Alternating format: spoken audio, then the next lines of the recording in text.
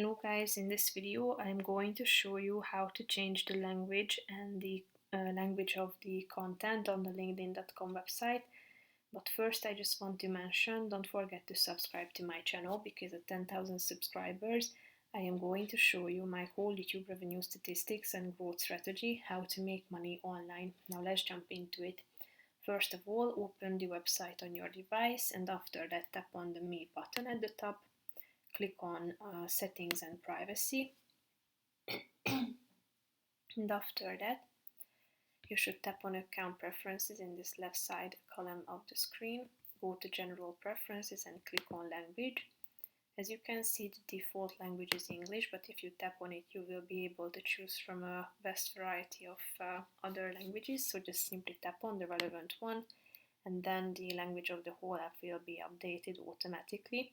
You can go back by the help of this arrow button at the top and set the content language as well.